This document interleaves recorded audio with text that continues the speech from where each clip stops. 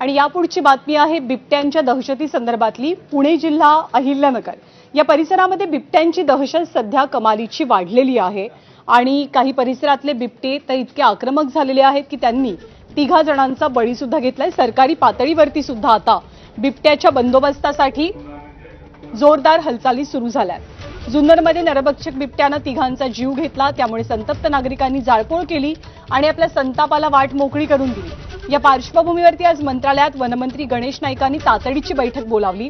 या बैठकीमध्ये राज्यातले बिबट्या पकडून गुजरातमधल्या वंतारा इथे पुनर्वसनासाठी पाठवण्याची व्यवस्था करण्याचा निर्णय झाल्याची माहिती मिळते।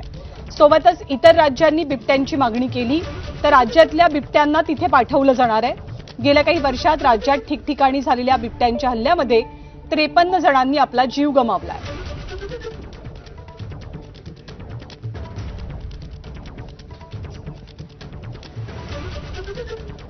याच्यातले बिबटे पकडून केंद्रीय वन खात्याच्या परवानगी निशी ते वनताऱ्यामध्ये पाठवण्याचं ठरवलेले। अन्य कुठल्या राज्यामध्ये मागणी झाली तर तिथे पण पाठवण्याचा निर्णय घेण्यात आलेला आहे। त्या परिसरामध्ये ज्या ठिकाणी घटना घडल्या तिथे जाऊन पुणे शहरामध्ये सगळ्या लोकप्रतिनिधींच्यावर बैठक घेणार आहे आणि आता ह्या मधल्या काळात आता दूरगामी त्याची काय व्यवस्था आणि झटकन म्हणजे आता तातडीनं काय व्यवस्था याची पुन्हा चर्चा पुण्याच्या वन विभागाच्या कार्यालयामध्ये होणार आहे।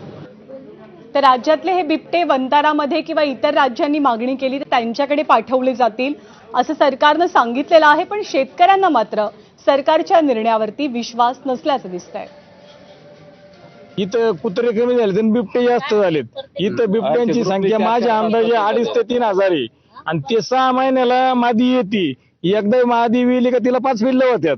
हे 100 नेणार आहेत तर इकडे प्रोडक्शन वाढतच राहणार आहे ना बिबट्यांचं। 20 दिवसात 3रा मृत्यू आहे। बरं दुसरी गोष्ट अशी का तुम्ही बिबटे इथला धरला तिकडे नेऊन सोडा, तिकडला धरला इकडे नेऊन सोडा, मग हा बिबट्या आम्ही कसा सोडायचा? मागणी काय नाही, हा बिबट्या तुम्ही ना हाय इथंच राहू द्या। जगायचं मुश्किल झालंय। बरं छोटा पोरगा त्याने म्हणायचं आई मला सोडून जाऊ नको आणि आपण शेतात गेल्याशिवाय काही खाऊच शकत नाही, बरोबर। आणि सासरे माझे आहेत ते असे गोळ्या खातात। मग अशा जर कुटुंबानी नेमकं काय केलं पाहिजे? हे आता वाघच आपण हे एक प्राणी आहे त्याच्यावरती आपण काय म्हणू शकत नाही, पण ज्या आहे अधिकाऱ्यांना आमचं म्हणणे तुम्ही इथून घेतलं तिथं सोडलं तर आमच्या मनात एक अशी भीती आहे। वनतारामध्ये तुम्ही त्या ठिकाणी बिबटे पाठवाल याचा आम्हाला काहीतरी ठोस पुरावा द्या तर आम्ही विश्वास ठेवू ना।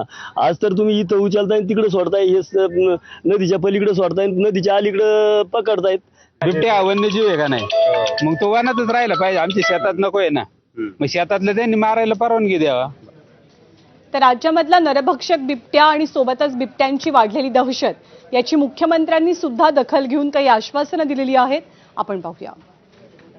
केंद्र सरकारला विनंती करणार आहोत की एकीकडे हे बिबटे जे आहेत हे काही प्रमाणात पकडून आणि ज्या ठिकाणी रेस्क्यू सेंटर्स आहेत त्या ठिकाणी ते देण्याची आम्हाला त्यांनी परवानगी द्यावी आणि त्यासोबत मोठ्या प्रमाणात स्टरलायझेशनचा प्रोग्राम हा देखील जे काही प्रचलित धोरण आहे त्या धोरणाप्रमाणे केंद्र सरकारची परवानगी घ्यावी लागते तशा प्रकारची परवानगी आम्हाला द्यावी।